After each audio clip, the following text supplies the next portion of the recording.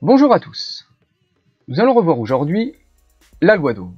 Cette petite formule toute simple qui nous indique U est égal à R fois I, avec U en volts, R en ohms, I en ampères. Cette formule nous permet, de manière très simple, de vérifier le courant qui circule dans un circuit, ou de déterminer une résistance pour protéger un composant. Tel que nous pouvons le voir sur le circuit, nous avons un générateur, une résistance, une LED.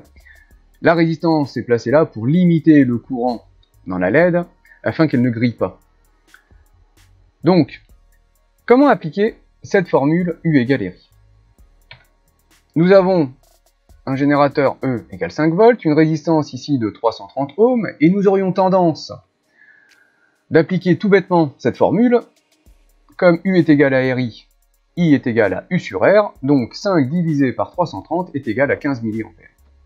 Mais comme nous pouvons le voir sur le petit écran en bas à droite, qui est un ampèremètre branché en série dans le circuit, nous relevons 8,84, 8,85 mA. Or, d'après le calcul, 5 divisé par 330, 15 mA, il y a bien un problème. Pourquoi l'ampèremètre nous indique 8,85 mA, soit environ 9 mA, alors que d'après le calcul, nous trouvons 15 mA. Le problème, c'est que la formule, si elle est juste, le calcul, lui, est totalement faux. Pourquoi il est faux?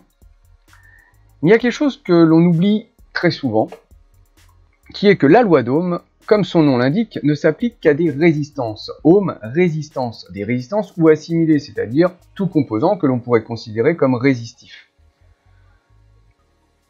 Ça veut dire quoi? Ça veut dire que dans notre circuit, nous avons un générateur, E égale 5 volts, et la tension 5 volts, c'est bien la tension du générateur. Or, un générateur, ce n'est pas une résistance. Donc, utiliser 5 divisé par 330, c'est forcément faux. Il nous faut, pour déterminer le courant qui traverse cette résistance, il nous faut donc la tension aux bornes de cette résistance.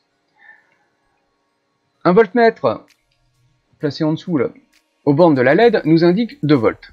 Oui, car la LED, ou la DEL, la diode électroluminescente, va prendre une tension, qu'on appelle en fait une tension de seuil, ou la tension UDEL, de 2 volts. C'est-à-dire que nous avons un générateur de 5 volts, qui nous fournit 5 volts, une DEL qui, elle, prend 2 volts à ses bornes, et d'après une loi d'émail toute simple, il nous reste donc, aux bornes de cette résistance, 3 volts, 5, moins 2. Et là, nous pouvons appliquer la loi d'Ohm qui est que I est égal à U sur R, c'est-à-dire I est égal à UR, la tension aux bornes de la résistance, divisée par cette résistance. Et c'est pour ça que, lorsque l'on l'applique, on va faire 3 divisé par 330, c'est-à-dire 9,09 mA théoriquement, soit quasiment les 8,85 mA que nous déterminons par la mesure. Donc, ce qui est très important, et ce qu'il faut retenir, c'est que la loi d'Ohm ne s'applique qu'à des résistances, ou composants résistifs.